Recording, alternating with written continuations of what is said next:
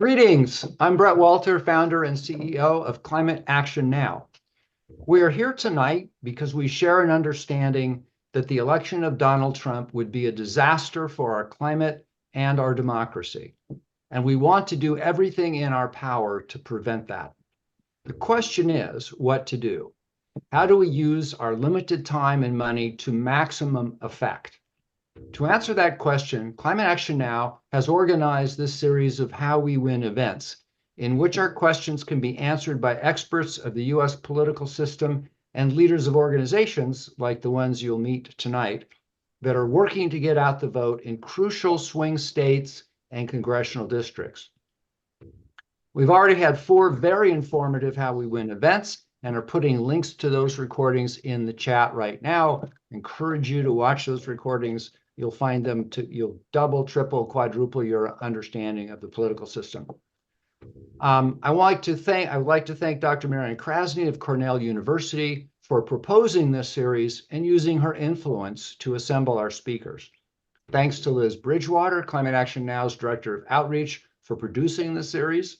Thanks to our moderator, the irrepressible Jessica Craven, author of the hugely popular Chopwood Carry Water Substack. Let's put a link to that in the chat, please, Liz. And she's an ardent champion for climate and progressive causes.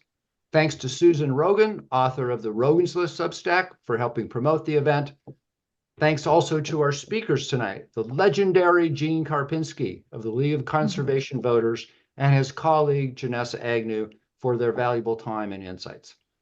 And most of all, thank you for showing up when the showing up most matters. It is your passion, your commitment, and your love of our country that is the ultimate answer to the question of how we win this November. Thank you for coming. So let's get down to business, shall we? Over to you, Jessica. Why, thank you, Brett. Hi, everybody. Good to see you. I'm so excited to be here for this wonderful call today. So you're not going to hear much from me at all. I am just your friendly moderator. I am going to say welcome. I am going to say what I say at the beginning of every one of these calls, which is if you have not yet downloaded the Climate Action Now app, really do it. I am a longtime climate activist, and I put together an activism newsletter myself, and every day I am in awe of what the Climate Action Now app does, how they curate their actions. It is just incredible. Really makes it easy for you to take significant climate action every day. So please check it out. And I'm very excited about today's call. So let's get right to our wonderful speakers. I am, sorry about that. I'm just going to, okay, I'm assuming, well, first we are hearing from 2 speakers, from the League of Conservation Voters, right? Yes. And the League of Conservation Voters builds political power for people and the planet. They influence policy, hold politicians accountable, and win elections in order to create safe and healthy communities protected by a just and equitable democracy.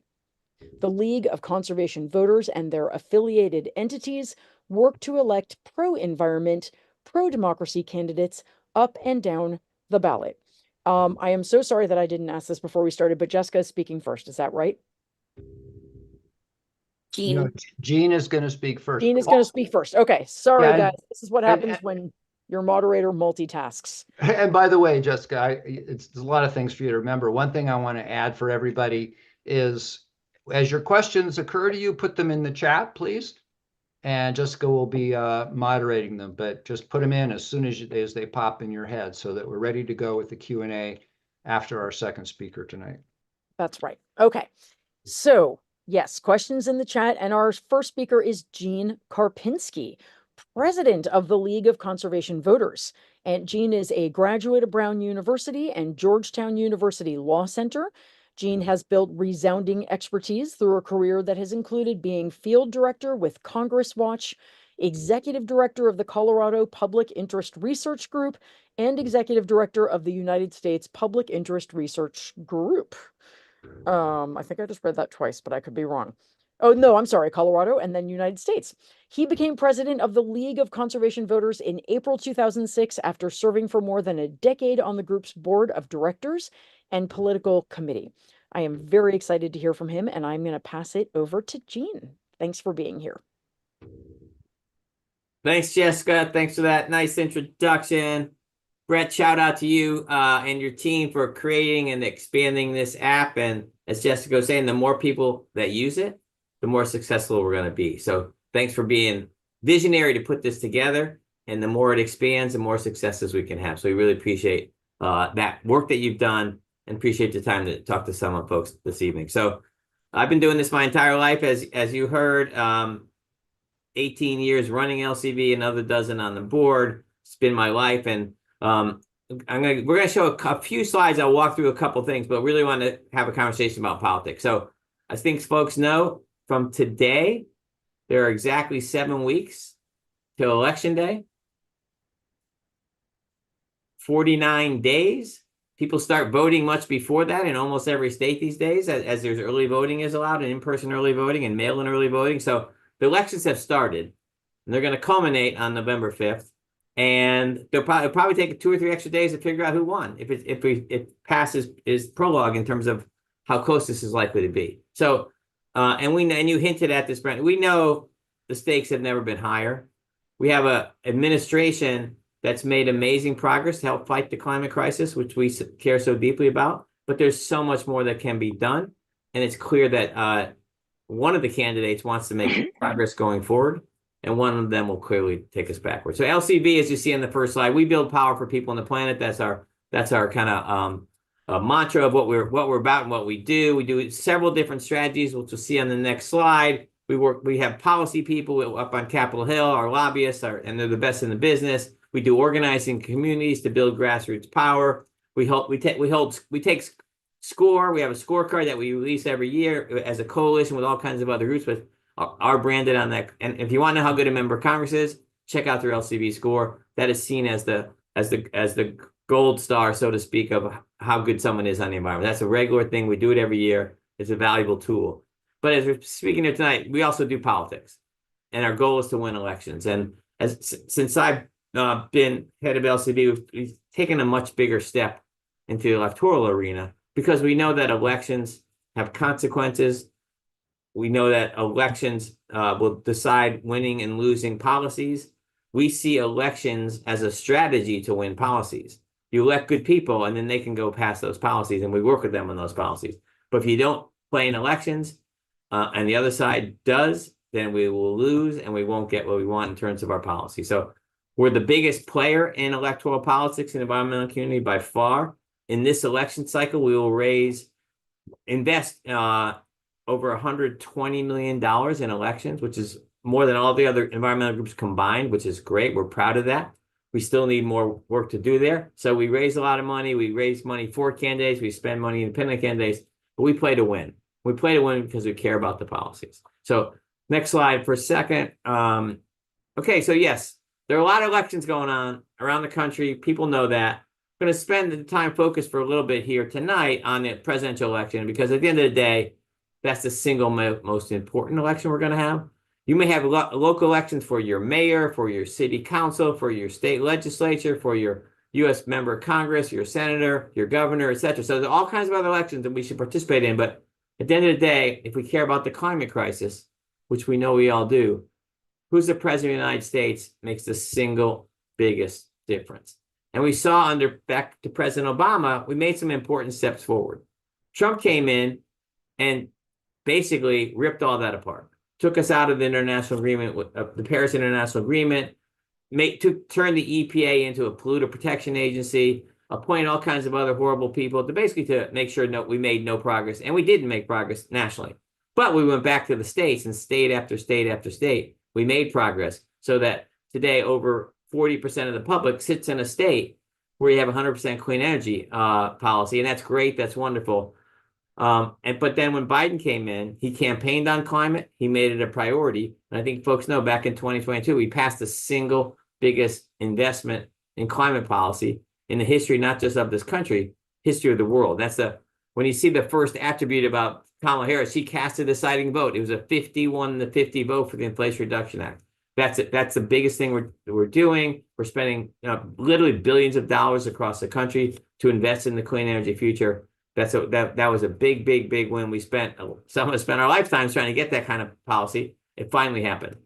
Kamala did a lot of things as attorney general. She sued big oil. She was a leader in the Senate for environmental justice issues for electric school buses. She's done international work. She gets it. She cares about it. It's part of who she is, and she knows he has a track record to build on.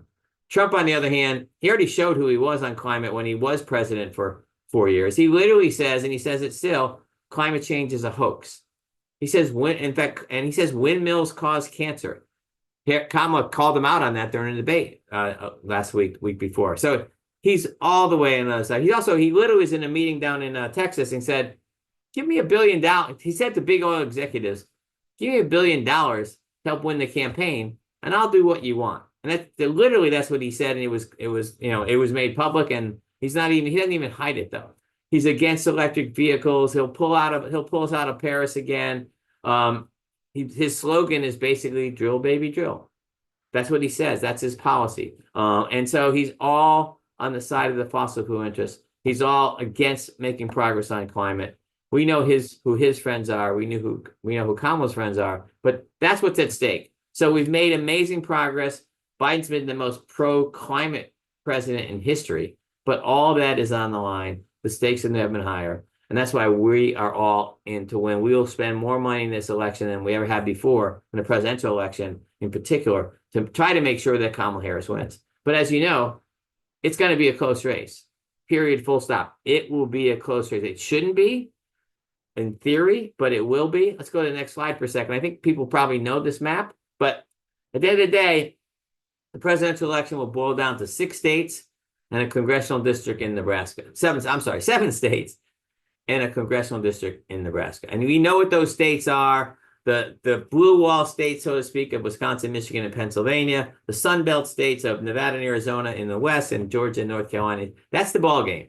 And that's why you see all the candidates and their surrogates and the vice president candidates spending most of their time in these 7 states. And that's where all the action is for the presidential. And look, let's remember, Hillary Clinton lost to Donald Trump by about 77,000 votes spread among 3 states. She won by 4 million votes nationally, but 77,000 votes she lost by because of the Electoral College. Biden won the presidency. He beat Trump by 7 million votes. You heard Kamala say 81 million people voted to fire him. Trump got 74 million. So Biden won by 7 million votes, but only won by 44,000 votes spread across 3 of these states, battleground states. And as we look at the election today, right now, it's jump ball again. Almost every one of these states could go either way. Margin of error, a point or two. You can look at the polling wherever you want, whatever sources you want to look at, but the polling is basically jump ball. And the prognosticators say it's 50-50, 60-40, depending on which one you're looking at. But it's could go either way. It's all up for grabs, and every single vote is going to matter. And that's why, as we have this conversation, we want as many people as possible to help win.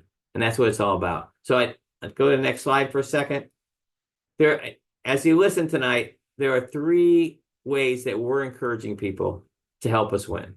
One is, yes, my job is to raise money. You can give money to our work to help us fund organizers, fund digital ads, fund voter registration work, fund a lot of other work, and giving directly to the Victory Fund. That's number 1.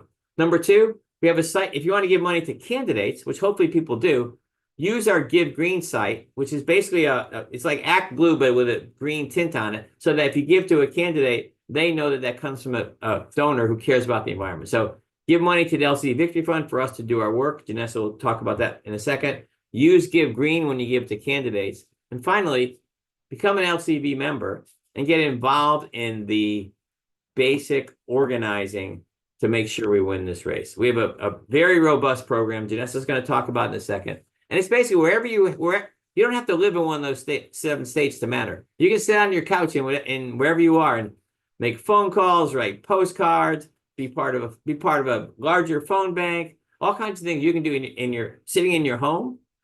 But you can also travel to some of these states to help go knock on doors, do a phone bank in a can stuff. Whatever you want to do, we want to get you involved. I was with Nancy Pelosi last week, and she always talks about the 3 M's that are the key to success. One of which is message. We'll let the candidates figure out the messages, working with the pollsters. But the other 2 are money and mobilization. And that's how we want you to help tonight. With your money, support the Victory Fund, support candidates through Give Green. and with your mobilization. Get involved, be active, get people engaged. If we know this election will be close, we know the Senate elections will also be close, and you add a couple states, Ohio and Montana, to that map for Senate races, you add California and New York for House races, those 11 states will make the difference. Those races will be close. Your assistance financially to us, financially to candidates, and with your time spent mobilizing people to get involved, that's the critical difference. So thanks for listening. We hope you'll help. I'm going to turn to my colleague, Jennessa, who will talk very specifically about our mobilization program, where anyone, wherever you happen to live, can get involved in this effort. Thanks, folks. Jennessa, take it away. I'm going to do a quick introduction first. That was awesome. All right, thank you. So that was amazing. Thank you very much, Jean. And now we are going to hear from Jennessa Agnew. And Jennessa is currently the Vice President of Field at the League of Conservation Voters. During her 9 years working on LCV campaigns, she has managed and run programs that have activated thousands of community members to advocate for climate, clean energy, and environmental justice through volunteer and paid field programs in more than 20 states. Jennessa is a skilled field program designer and manager with experience working across issues and organizing strategies, who began her time with LCV as a volunteer in New Hampshire. So let's turn it over to Jennessa, and I can't wait to hear her. Great. Well, thank you so much, Jessica, and to the Climate Action Now team, as well as all of you joining us. And also, Jean, it's an honor to be able to join such a phenomenal leader in the environmental space. And so, as mentioned, I started as a volunteer. And what brought me into LCV is really what keeps me motivated to be a part of the organization now, nearly a decade into my career.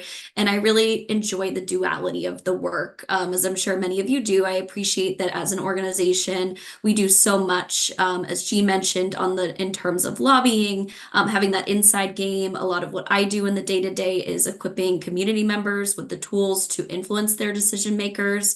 And I really enjoyed that aspect of it, but that wouldn't be the case. We wouldn't have this historic legislation to build upon like the IRA if it weren't for the electoral work and LCV going all in for candidates that we've endorsed. And so that is really the bread and butter of what keeps me so motivated to be a part of this movement, as does it keep many of my colleagues and our volunteers who have been working with us for many, many years at this point. I'm sure some of you are even on this call, so thank you for that.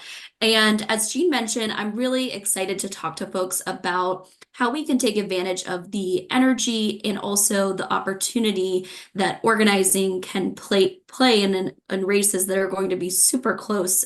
Yes, presidential, also Senate, and then also House. I was looking before I hopped on this call just to see where we are in terms of our, excitement levels. And I think numbers talk. So we announced last month LCV's Green Roots program, which is our member mobilization program.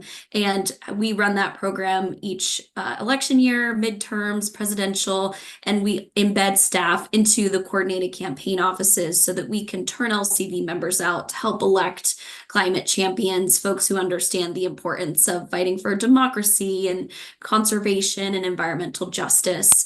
And when I looked at the numbers, I think they spoke for themselves. I pulled our data from August 1st to September, today's the 17th, in 2020, 2022, and 2024. And what I saw, I think, speaks to what we're all seeing, which is just such enthusiasm and excitement to make sure that everyone elects Vice President Harris and all these other great candidates. And I saw that from 2020, we have tripled the number of LCV members who have taken a volunteer action through our program, which is really exciting. And this is just the beginning. We started just a few weeks ago, and most of the work LCV members do actually happens in the last 2 to 3 weeks of our campaign. So I'm really excited to talk with you all about what our program looks like this year to ensure we turn out to volunteer in support of candidates, and also how, as Jean mentioned, folks can get involved in a variety of ways. So as I mentioned, we are running Green Roots. This is our member mobilization program where we reach out to LCV's membership across the country and get them involved. Ask them to come out to a rally, a phone bank, to canvass, and also to do those really critical activities that you can do from home: phone banking, text banking, writing letters.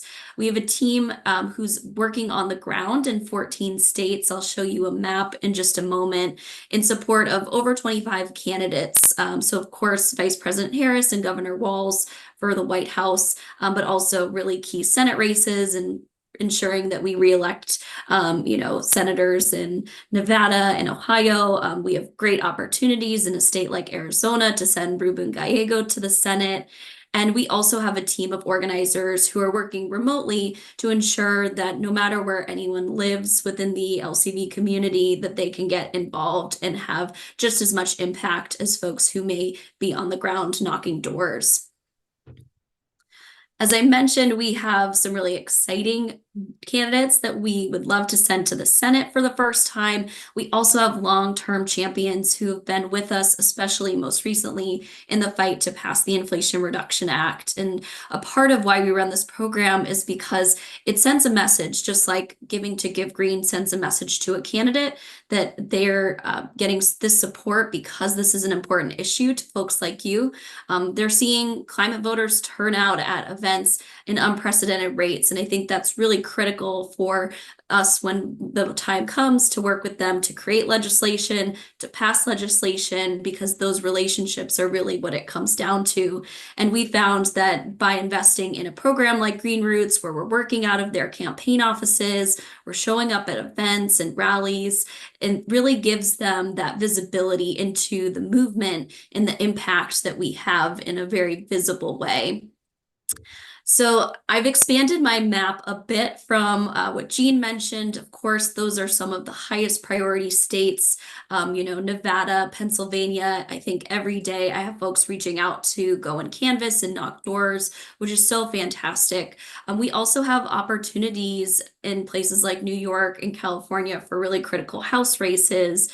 Virginia, same thing. And of course, Senator Kaine, who's a champ, and also places like Florida that has a lot of opportunities. So these are the states where we're on the ground working alongside the campaign to mobilize our members into the campaign offices and into events.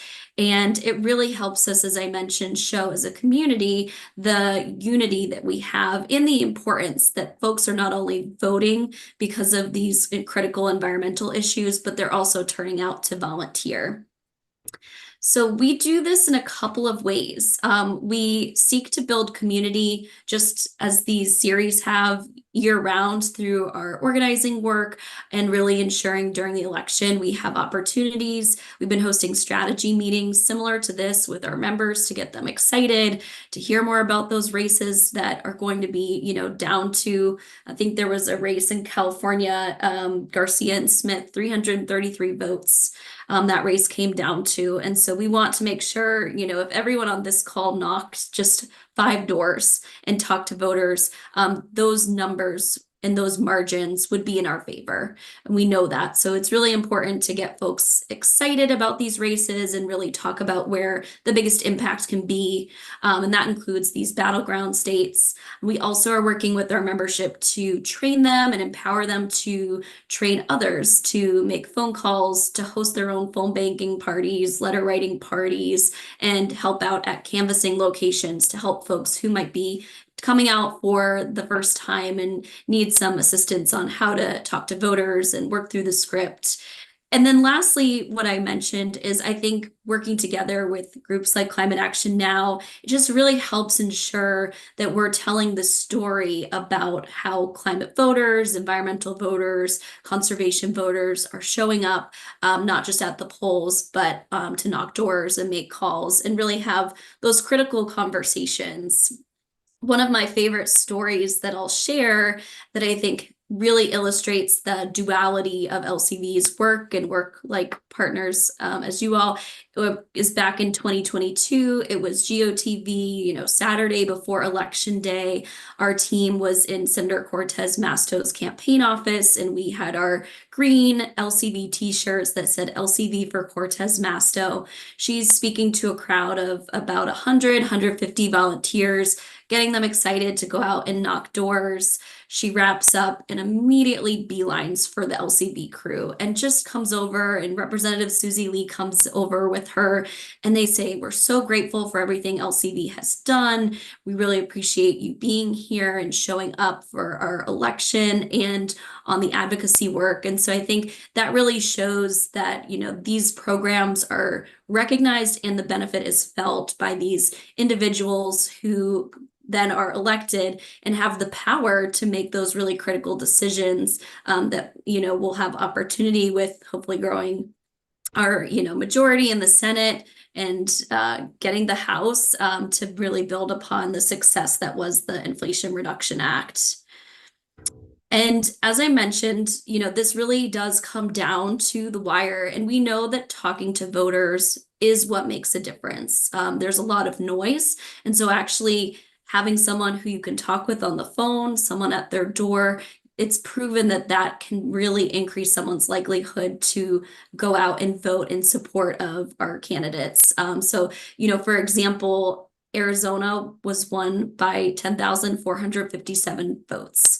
And we've seen that phone banking, for example, which folks can do from anywhere in the country, from a volunteer phone bank, increases turnout by almost 4%. So when races are that close, it really can make all the difference when folks take an hour or 2 hours to make phone calls on a weeknight or a weekend. And our team is here to support folks who may be interested in becoming LCV members to get involved in this really critical set of days ahead of us. So I'll round things out by just reiterating, I think, some of the additional pieces about getting involved with the campaign and voting. First, hope everyone checked their voter registration status. It's National Voter Registration Day. As Jean mentioned, we have our congressional scorecard and Give Green. So those are really good resources as you're getting ready to make your plan to go to the polls, to check those out. But please make sure you yourselves and those you're close with turn out and vote. That's the most important thing we can do. And then it also comes down to two other factors, talking to voters in battleground states, phone banking, canvassing, writing letters, joining our strategy meetings to learn how you can host your own events, and then activating your base, talking to your friends and family, and you can even host these types of events yourself. Like I mentioned, our goal is to make volunteering as easy as possible to fit into folks' schedule and really be something that is accessible no matter where folks are. So if you're interested in becoming an LCV member, we would love to have you join us, and we can connect you with these opportunities that we've talked with. And I think it's been getting dropped in the chat as we've been going, but we have a landing page where you can become a member if you aren't already, and we would love to have you join us. And like I said, an hour or 2 hours makes a difference. So if you can schedule those times on your calendar now, especially for that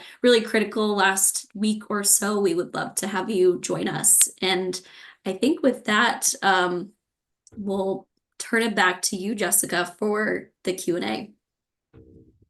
Hey, before we go to other questions, hey, Jessica, Jennessa, put the map back up if you could. Just walk, because there are two different maps. I didn't want to confuse people. And your map was more extensive. I wanted to make sure people understand what we're saying here, because there were a couple questions in the chat about that as well. So let me just make sure you sharpen that. If you can do that, can you? Yes. Sorry, just 1 second. Here we go. And so the map that I showed earlier had only 7 states colored, and that was literally the presidential targets, right? The 7 states are going to make the difference in the presidential election. You'll see all of those states are also on Jennessa's map, because that's Sun Belt, North Carolina, Georgia, Nevada, Arizona, and the blue wall of Wisconsin, Michigan. That's the blue wall. That's a subset of the work we're doing. But we are also doing, as Jennessa made clear in this larger map, working some other key Senate races. Someone mentioned in the chat, Montana and Ohio are the other 2 really difficult. John Tester in Montana, Sherrod Brown in Ohio, 2 of our best friends. Those are tough states. Trump's going to win those states, but those two candidates are both really good candidates, and we're working hard in both of those races. And then, as someone pointed out, in New York and California, there are a lot of opportunities in House races, including Long Island, including upstate New York as well, including several, a number of races in California. About 10 members of the Republican members of the House sit in districts that Biden won in 2020. So big opportunities to flip the House in California and in New York. And finally, Florida is, it's been a tricky presidential state. It's not really on a target list, but there are some local and congressional opportunities there. And we don't want to give up on that state for the long haul because it's such a big and important state. So the map that I showed only talks about the presidentials. They're all embedded in this larger map because Jennessa's got her team of organizers and volunteers and members working in a much larger array of states to focus on goal number 1, win the White House. Goal number 2, flip the House. Goal number 3, protect the Senate, and then win as many down ballot races as we can. So just to sharpen and clarify, it's that larger map that we're working off of. And as Jennessa said many times, you don't have to live in any of these states to be helpful. You can be writing postcards, you can be texting, you can be sending, you can be doing phone banking from wherever you want to be. But I will say, someone asked a question about the value of the different tactics. Let me just pick on that. I think that the science is, a lot of these tactics are old and they've been used a lot of times and they're great. Some are being kind of taken the scale more recently, like the postcarding work that goes on now. That's a way larger value and volume than it used to be. So I think probably the least valuable, frankly, is texting. It's really easy. You get inundated with text, and just I'm not sure what it adds up to, frankly. Then it's not a bad thing, but it doesn't really make that much difference. I think the most, frankly, fun and community building, and when you're out there, it really works, is actually going door to door. You really are literally talking to voters in their neighborhoods, in their communities about what they care about. But that's obviously, bigger investment of time because it's, unless you happen to live in one of those states, you have to travel. And I think both postcarding and letter writing and phone banking, are both very valuable. Like the least valuable is texting. I would say the most valuable is knocking on doors if you can get there. And the other two, the phone banking and the postcarding, are comparable, I would say, depending on time of day and how many people you're reaching. On phone banking can be really useful at sometimes. Sometimes you feel you call 20 people and didn't talk to anyone. So just really got to being smart about how those phone banks are run. And we try to be pretty smart about how we get people engaged. So that was a little bit of riffing off of a couple questions in the chat and clarifying on the map and our much more expansive work that Jennessa talked about than beyond just the presidential. So let me turn it back to Jessica, who's going to moderate other questions, I think. Yes, indeed. Thank you. So yeah, that was one of the questions. So you kind of covered one of the questions that was in the chat, which is great. But there's a bunch of other ones. So what are the biggest challenges that pro-environment candidates are facing, and what can be done to best support these candidates? And that's for Jess, you want to go start it.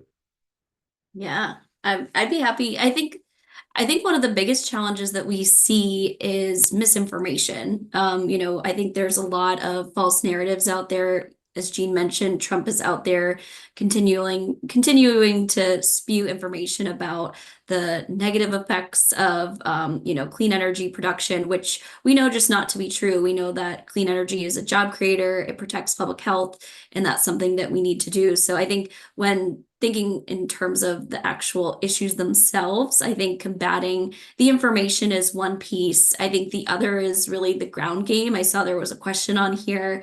I'll admit I'm not as familiar with the Republican ground game, but I think that the Harris campaign is running one of the most effective operations that I have seen. I've been working through these campaigns with LCV now since 2015, and I've seen primaries, midterms, presidentials, and just the I think work they're doing for coalitions.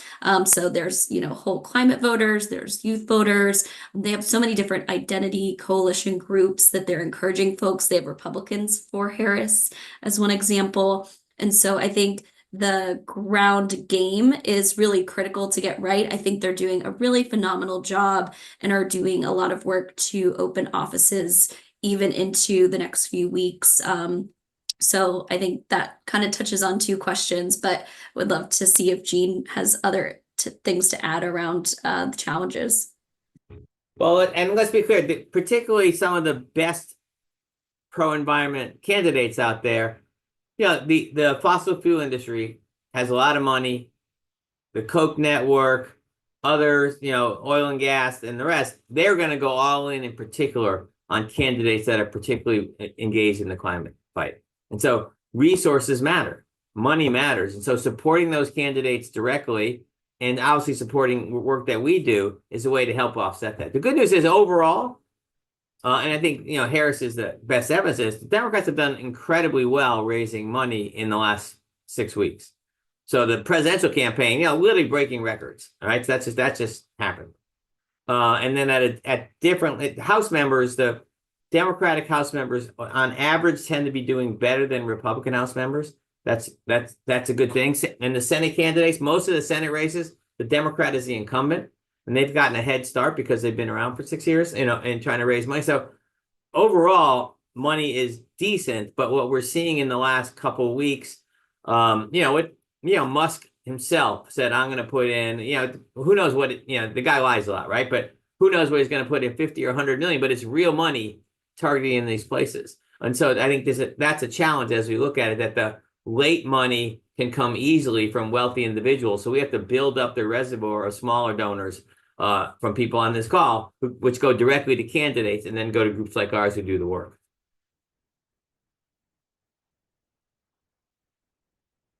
Okay, that was great. Thank you. So here's a good one. Since Richard Nixon was president 50 years ago in 1974, the Republican Party has gotten increasingly anti-environment and anti-conservation. Now in 2024, the party has become extreme in this regard. Most voters are uncomfortable with this trend. How does LCV plan to drive this message home in the coming weeks? So I'm actually someone who remembers Nixon. And I've been lobbying on Capitol Hill since the late 70s, right after Nixon resigned. And for decades, literally through the early 1990s, environment, as the question suggested, was a very, very bipartisan issue. I worked on the Clean Air Act of 1990, which was the reauthorization of the original Clean Air Act that Richard Nixon signed in 1970. And it was supported by over 400 members of the House and 88 senators, passed overwhelmingly bipartisan. But that changed starting, frankly, when Newt Gingrich came in 1994, and then when Bush came in and Mitch McConnell running the Senate, basically for Republicans. So what happened after that Clean Air Act of 1990 and a little bit aftermath, basically the fossil fuel industry said, we're going to bet on one party. We're going to bet on Tom DeLay. We're going to bet on Newt Gingrich. We're going to bet on George Bush. We're going to bet on Donald Trump. And they went all one. They used to spread their money around and try to stop things that way. They said, no, we're going to basically take over the Republican Party. And they succeeded. And so we used in our endorsements, used to endorse about 20% of our endorsements were Republicans at the congressional level. Now it's one or two at best, because the Republican Party at the national level is basically bought and sold by the fossil fuel interests. And so it's up to us. And, we actually, the chair of when I was on the board, the chair of the board was a guy named Ted Roosevelt IV, a direct descendant of Ted Roosevelt I, who was a very pro-conservation president back in the day, right? So that was the reality then, but the reality right now is radically different. So in the long run, it'd be nice to find more Republicans who care about the environment, because it's very popular with the public, but less so with that party. And that's going to have to happen at the local level. You kind of build a new ground game, so to speak, of candidates who come in, local mayors, city council, caring about the environment, and can work their way up. Because at the top levels of leadership, they are bought and sold by the fossil fuel industry. And in the short term, frankly, our job is to explain that contrast. Because when you tell people, well, why is someone against clean air or clean water? It doesn't really make sense. Why do they think climate change is a hoax? Then you say, you know why they say that? Because that's where they get their money, and that's what they're, in essence, paid to say. And so we need to shine the spotlight on the connection between their money and their policies. And we do that, the public goes, aha, now I get it. I'm for the person who's looking out for me, not for the person who's looking after big oil. Big oil is one of the worst branded entities. We need that our story shines a spotlight on Congresswoman so-and-so takes their money from big oil. Congressman so-and-so takes their money from you and fights for you rather than fighting for their interest. So I think that's the sharp contrast that we have to make, and tying it to their money from their big oil donors is a very effective way in the mind of the public to do that. Jennessa, did you want to add anything? I think Jean did a great job covering everything. I think what I would add is just what we really love to do and work with our state partners on is, as Jean mentioned, really tell that story. And also, I think there's so many benefits that have been coming into states and into districts that Republicans have now been at times touting from the Inflation Reduction Act. So really making sure that, people are connecting the dots as well with who was in support of the Inflation Reduction Act, who's fighting to get those dollars into their state, into those districts, and really being able to highlight those projects. And we've been working with many elected officials over the last year plus to do site tours and panel discussions and really talk about the hard facts, the jobs created, the clean energy development, everything like that. So I think balancing it and really being able to also drive home what it looks like in their community is really important and something we've been working closely with our state partners on. Okay, one more example of the link. So you heard me say it earlier, and I say it every day, and people have seen this in the news. Donald Trump literally went to big oil and said, give me $1 billion and I'll do what you want. When people say that, they go, that's outrageous. So tying it to the money, and that, again, he's basically giving us a great story that we need to repeat. Those of us, and on this call, we all care about this, we pay attention more, we know that, but the average person doesn't know that. So that's why those canvassers, those phone bankers, the literature and the rest tell that, and our independent expenditures that we make, tell those stories, create the links, and that can make the fundamental difference. All right, that's great. Thank you. So we had a question about the single congressional district in Nebraska that can yield an electoral point. I think that not everybody is entirely clear on that situation, so we might need a little background first. But then somebody asked whether or not you all are working in that district. Good question. And so a little bit of the background, there are two states in the country, Maine and Nebraska, that most states, whoever, they do the entire state goes one way or the other. One candidate or the other wins the state. They win all the congressional districts. They get all the electoral votes from that state. In Maine and Nebraska, if you win, Maine has 2 congressional seats. If Trump wins one and Harris wins the other, they split each of those 2 votes. So rather than whoever got the most votes statewide getting all the electoral votes, whoever wins each district gets a vote. In Nebraska, same thing. Whoever wins each district gets 1 vote. Whoever wins the most statewide gets the extra votes, the Senate votes, but the electoral votes are determined by congressional district. So in Nebraska, and Biden has won this, the 2nd district, which is basically Omaha, has been won by the Democrats, so they get 1 electoral vote in that district. And if you do the map to win the White House, if the Democrats win all the states they've won all the time in the past and keep the blue wall states of Michigan, Wisconsin, and Pennsylvania, they get to 269. You need 270 to win. The way you get to 270 is that 1 vote in Nebraska. So it's not just some random thing that might get you the 300th vote. It can make the difference between winning and losing. Otherwise, it's 269 to 269. It goes back to the House. If it's in the House, the Republicans are going to win. So the Nebraska seat is particularly valuable. And yes, we are investing money. We're doing a canvas there. We're not doing the volunteer work there, but we're doing our paid communications there, and because it's that important. And as we sit here, the Nebraska legislature is actually trying to change the rules because they know what's at stake here. So they haven't succeeded yet, but they're trying to do that. Maine is also making noises about changing the rules. If Nebraska changes, then Maine might. So very complicated, but that congressional seat could make the difference between Harris and Trump as the president if it winds up being just that blue wall. So it's really important. That's a little bit of history. But yes, that single district right now will matter. Trump will get a seat in Maine, pretty likely. He's gotten it both times before. But if Harris can get that seat in Nebraska, if it's that close, that could be the difference between being president or not. So it's all on the line, and absolutely that's why we're playing there.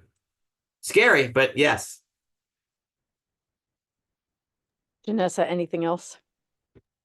Jean covered it well. Okay. So there is also a new congressional district in Alabama. Do we have a shot at winning that district? I don't know, Jennessa, do you want to take this one? I was gonna say, Jean, do you want to hop in? So that the lines were because of the Voting Rights Act, which isn't well enforced anymore, but has some limited value still. The Supreme Court has messed it up a lot, but there's still limited value. The lines were redrawn to basically to create a second majority, hopefully majority Black or high plurality Black district. So the Democrats are favored to pick up a seat in Georgia because the lines were redrawn to create a second Black. So redistricting matters. On the other hand, in North Carolina, the Supreme Court of North Carolina threw out the map there, and they've redrawn the line to pick up probably 2 or 3 seats for the Republicans in North Carolina. If you live in New York, I know a couple of you do, the Supreme Court forced a redrawing of the lines in New York, which probably cost the Democrats control of the House, one could make the case. So redistricting is a really important process. We support fair redistricting. Some states have commissions that decide, and that's a better way to do it. But Alabama in particular picked up a seat by creating a second, in essence, black majority or close to majority seat, as it should be, because that's the way the representation is of that state. So they're not all packed, all Blacks aren't packed into one district. They're spread out where they live, which is a good thing. And so there's a lot of redistricting stories. The one in Alabama favors the Democrats and favors Black voters. The one in North Carolina favors Republicans. And then others, a couple other states are a little different. There's actually, if you're in Ohio, there's a ballot measure this fall on the ballot to create an independent commission to draw fairer lines in Ohio. And a couple states have passed those in the last couple of years. So it's an ongoing struggle. It happens every 10 years, but then in between, then the battles go on. You've got a great set of folks on this call because they're in the weeds on some really important questions. Much appreciated. I agree. I think these are really good questions. I'm glad you're enjoying them. Okay. What is the most important factor for winning this election? Is it money, volunteering, or something else? I can start us off. I think, Go ahead. I mean, Jeff, I think had the exact response I was thinking. I appreciated what you highlighted, Jean, about Speaker Pelosi saying message, money, and mobilization. I think those are all key. I think it really does come down to those, and I think money and the mobilization efforts are really key. I think these are, when we're talking about these field operations, whether it's the program that Jean mentioned in Nebraska, paid canvas, going door to door, our volunteer program that we run, Green Roots, or these House, Senate, and presidential campaign. These are very expensive operations to run. I think folks know that. And so being well-resourced really ensures that, and folks are able to get out there and actually have the conversations with the voters, get the candidates in front of the audiences that they need to be talking with. I know Vice President Harris has been visiting a number of states, was just doing the rounds in North Carolina. Prior to that was up in New Hampshire. And what I've heard from our teams on the ground is just how well attended, and I know that was something she brought up in the debate, but these events are, and just how engaged she is on the photo line, and really taking all those opportunities. And I think having well-resourced campaigns ensures that they can host those big events, have the security to do them, and then really maximize the space to have offices for phone banking and getting folks out canvassing and having organizers on the ground to train. So of course biased towards, I think, the mobilization piece, but that's just not possible without the money. And as I mentioned, I think we have some really close House races, some that have come down to hundreds of votes, and that could be the time that an organizer is spending to train 10 folks to go canvass 2 weekends in a row that could make the difference in some of those really close House races. Yeah, look, at the end of the day, it's about getting the most votes. And as Jennessa said, and Pelosi says, both message for sure, but then mobilization and money are both important. We can do both of those. So I would say, but it's a both and question. But if you're going to say, is it someone had in the chat, I think it was Bob, yes, go to Pennsylvania and canvas for a weekend. That's both a lot of fun. You're going to meet a lot of other volunteers doing the same thing. They're going to have their Harris or LCV t-shirts. It's going to be a party, but it's also going to be real work to talk to real voters. And even those you don't talk to, you leave a piece of lid at the door. And that's a big deal because it's about getting votes.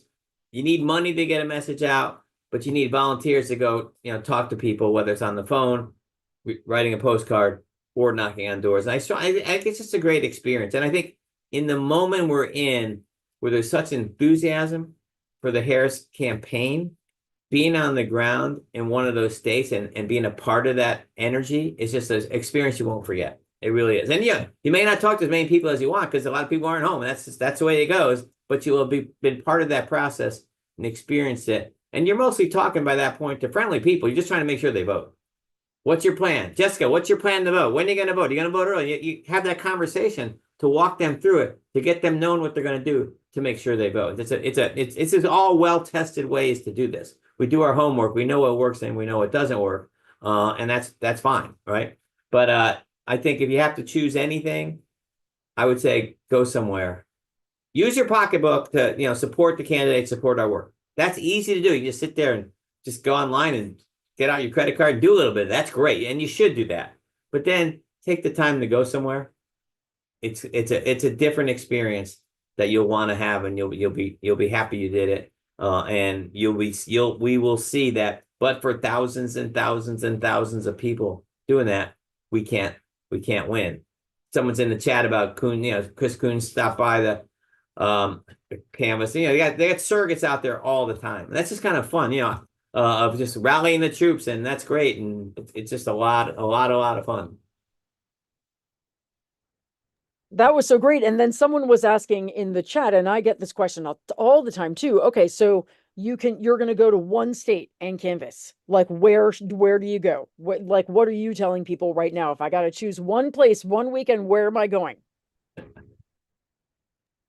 Well, I try to work with what's geographically close, but I think the two hubs and where we're seeing the most excitement and volume of LCB members would be Pennsylvania on the East Coast, Nevada on the West Coast. And we have been excited. We announced recently a partnership with Patagonia, the retailer. They're actually giving their staff the day off on October 29th to volunteer through LCB in Nevada. So we're really excited about that. Would love to have folks join us who are members or are interested in becoming a member. It's, as simple as filling out a membership form. It's been dropped a few times in the chat, but I think those are some of the really critical places to ensure we return climate champs to office and also make up that key difference that the ground game can in a presidential race.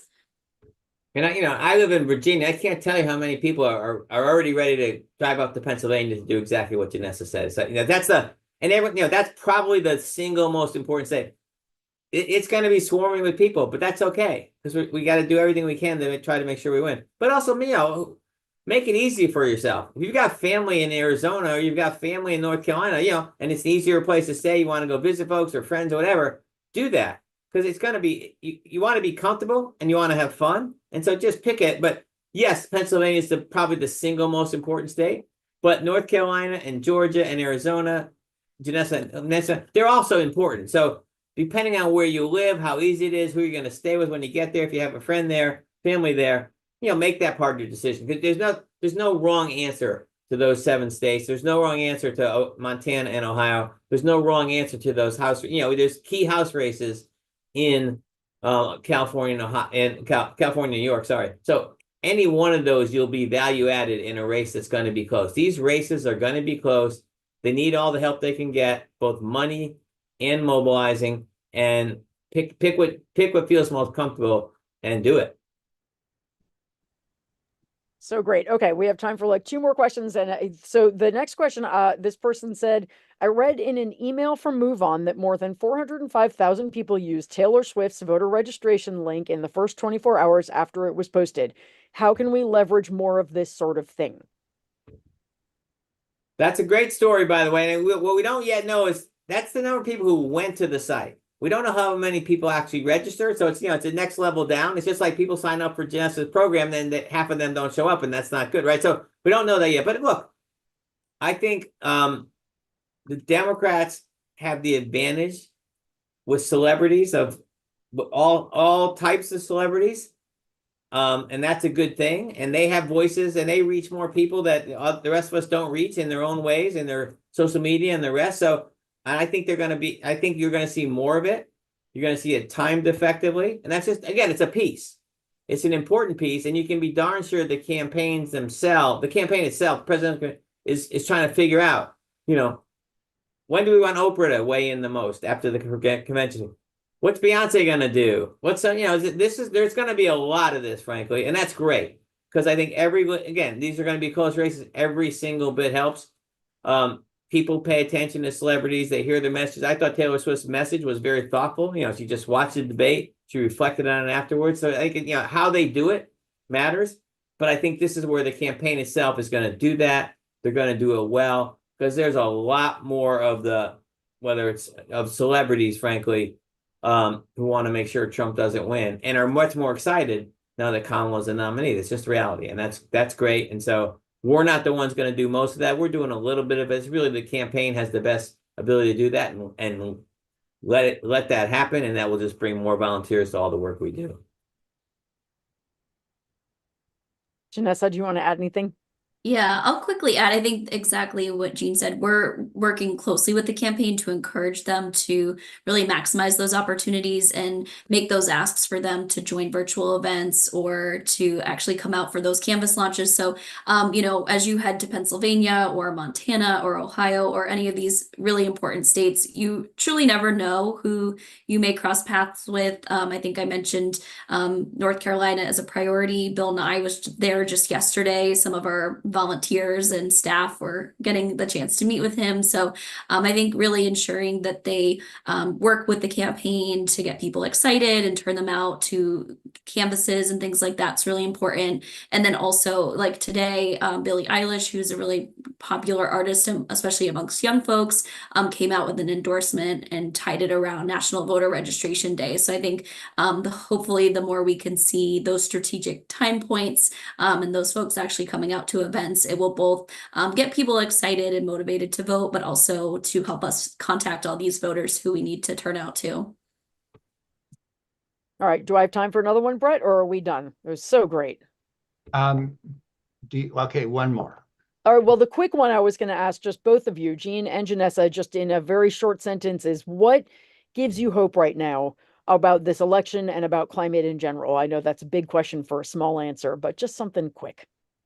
The thing to hope about the election is people are so enthused with the new candidate. They are they're raising money, record paces, they're volunteering record paces, but we need more of both those things. So keep volunteering, keep supporting the candidates, keep supporting our work, and we can win. And if we win the elections, that gives me hope for helping to solve the climate crisis. If we don't win the elections, we're going backwards on climate. So it's all on the line for climate. The energy, enthusiasm, and resources are starting to flow, but we need more of that. So thanks for a great conversation, and let's keep doing it.